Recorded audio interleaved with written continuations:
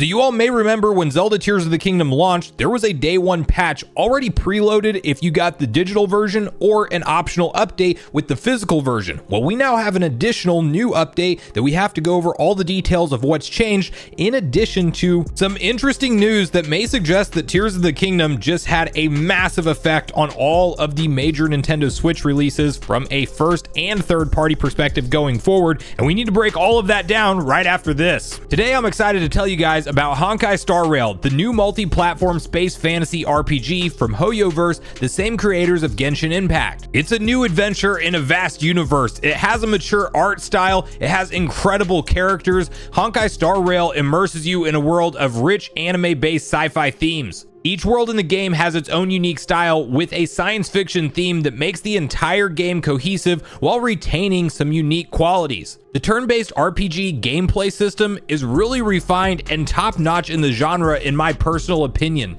It feels strategic yet super intuitive and has a lot of diverse gameplay throughout. Very well made music, cutscenes, animations keep you engaged throughout your adventure. You'll probably be surprised to hear that it's free to play, and whether you choose to play on your mobile device or PC, you'll have access because it has cross-platform gameplay. And we have to talk about the new character, Jing Yuan, one of the Shenzhou Alliance's 6 generals who leads the Cloud Knights of Shenzhou Luofu. Jing Yuan is a cool but complex character. He's laid back, but has a strategic nature to him, and the biggest thing is his multi-target AoE damage makes him like a super valuable addition to your team. So download Honkai Star Rail now and try out Jing Yuan for yourself. Experience the richness of the space fantasy RPG like never before with Honkai Star Rail. It is out now. So you've probably seen some interesting glitches and exploits from Tears of the Kingdom floating around online so far, with the big one being a item duplication glitch that I'm expecting to still be patched at some point in the future.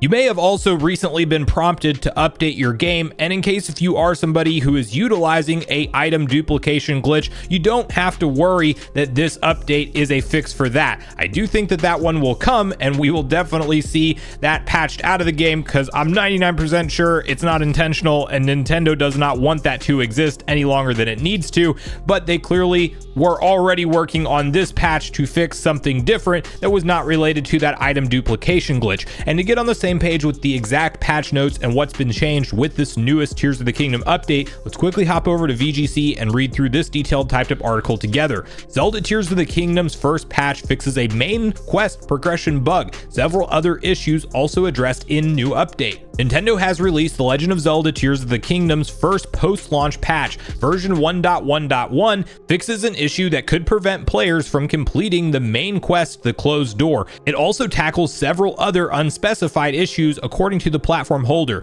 We've republished the patch notes in full below. Version 1.1.1 patch notes, general updates. Fixed issue where sometimes the player could not clear main quest, The Closed Door, even if they fulfilled the conditions to advance the quest. If you have already encountered this issue, you will be able to clear the quest by downloading this update data. Several issues have been addressed to improve the gameplay experience.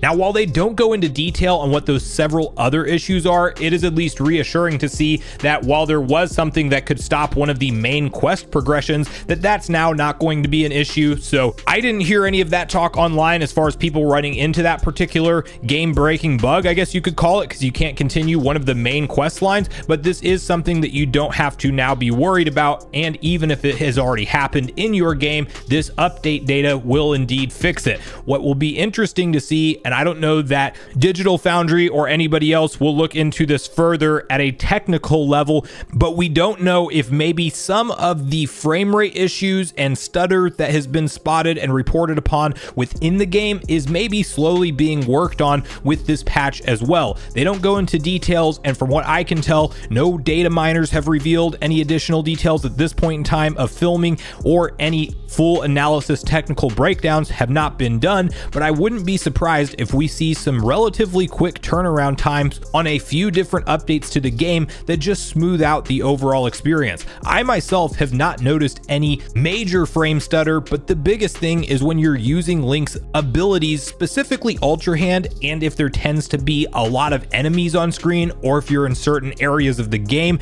that are definitely harder to render, Korok Forest being one that's notable, you can sometimes spot that frame delay, and I definitely have noticed it. It just hasn't taken taken me out of the experience. I am enjoying this game 10 out of 10 thoroughly each and every minute that I play it. I'm about 40 plus hours in at the time of filming this video, and I have yet to come across anything that's really been jarring or that has been a major technical hurdle for me, but it's still good to know that Nintendo is smoothing out any of the rough edges, because when you look at the design and the creativity of this game and what it's trying to pull off, they clearly bit off a large chunk here. The creativity that you can come up with to solve puzzles, whether they be in shrines or side quests or main quest related stuff, it's pretty astounding. I'm fairly certain I've passed a number of shrines with the non-intended way to solve the puzzle, but it just works because of the vast abilities that Link has and how creative the developers were with this game. There's a lot of talk online going around, some negative talk in terms of graphics, but mainly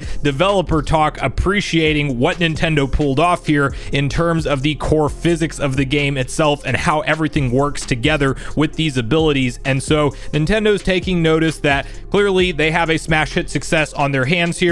We know that it sold over 10 million copies, and any of those minor performance hiccups that may still exist out there today will likely be patched out soon. And again, if you are somebody who's using the item duplication glitch, you're safe to update and still be able to utilize that. I have not messed with it myself, but I have seen how you do it, and it's fairly easy to do it. And again, you probably don't have a whole lot of time left with that before Nintendo does choose to patch it, but you are safe to update with 1.1.1. Now, in terms of the sales data and that 10 million success number that we saw Nintendo tweet about recently, it also seems to be setting something of a new precedent for certain Nintendo Switch game releases. Now, we had talked at length on the channel about Tears of the Kingdom being the first ever AAA first-party published Nintendo Switch game sold at $70 of all time. That was Nintendo themselves hopping into that higher price point that we've seen both Sony and Microsoft stick to this generation. But it was not the first ever Nintendo Switch game released at a $70 price point,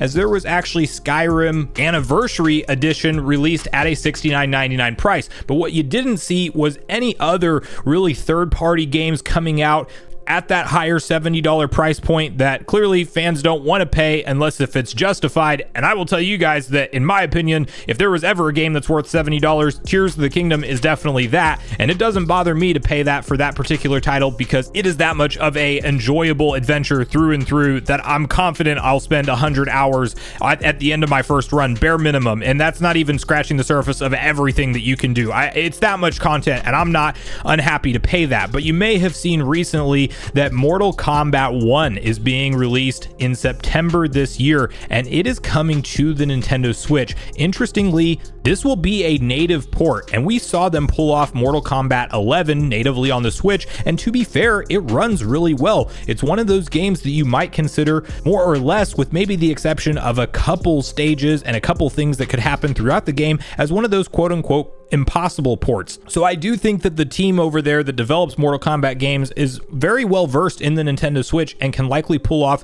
this Mortal Kombat 1 game in some way, shape, or form on the current hardware we have today. It's also likely more easy to build a fighting game that looks better on a Switch than it is with some of the bigger third-party open world style games out there that technically the Switch could just not run. Not to mention the fact we just got the Hogwarts Legacy delay into November for the platform. So there's definitely a lot of hurdles that developers have to hop through in order for the games to run correctly on Switch, if they can make it to the platform at all. Not to mention Marvel Midnight Suns being actually canceled for the Switch version, likely due to technical issues, and the game probably wasn't performing that well. But you may have noticed that yes, this game is selling at $69.99 on the Nintendo Switch, and I think that that's very notable that it happened right after Tears of the Kingdom has a smash hit successful launch at $70 on the platform. It sold over 10 million copies. It's getting Nintendo fans conditioned to the idea that certain high value quote unquote titles can and will be sold at that price point on the current platform we have that is now over 6 years old. It's in its 7th year of sales, and we are seeing that price increase hit the current generation console. It's quite something. I don't necessarily know how I feel about most third-party games potentially being priced at that, but Tears of the Kingdom very well have set that precedent, or at least idea, in development developers and publishers' heads that yes, you can get away with charging $70 for mainline big releases, and we might see that across the board with more third parties hopping on board to try out that $70 price point just because of the vast success of Tears of the Kingdom. Now, a lot of times with third-party games, you do tend to see them discounted relatively soon after they're released, so I'm sure we'll see our fair share of sales if you hold off on not purchasing third-party games at $70, but it does seem that as we finish out the rest of the Nintendo Switch's life cycle, $70 might be more of a common price tag than you think when it comes to first and third-party releases going forward. So I want to hear from you guys at this point in the video on both the different topics we talked about. How are you feeling about the update that hit for Tears of the Kingdom? Have you noticed any frame rate improvements or any bugs and glitches that you were running into before now be addressed with this patch? Or has your experience been like mine where you really haven't noticed any major hiccups in your playthrough so far? Also, bonus question, how are you enjoying your playthrough? Keep it spoiler free, of course, but I would love to hear what your overall impressions are of the game as you had more time to play it. And do you indeed think that $70 might be a more common price point for Nintendo Switch games from both a first party and third party perspective as we round out the rest of the Switch's life cycle? So regardless of your thoughts and feelings on everything we talked about today, I do look forward to hearing from you all in the comments down below before we leave the video, as I do look forward to getting a back and forth conversation started with you all around this topic. Huge thanks once again to Honkai Star Rail for sponsoring today's video. Go watch yesterday's video next if you haven't already, which is on screen right now. Also make sure you like, subscribe, turn on your notification bell, and I will see you guys in the next video.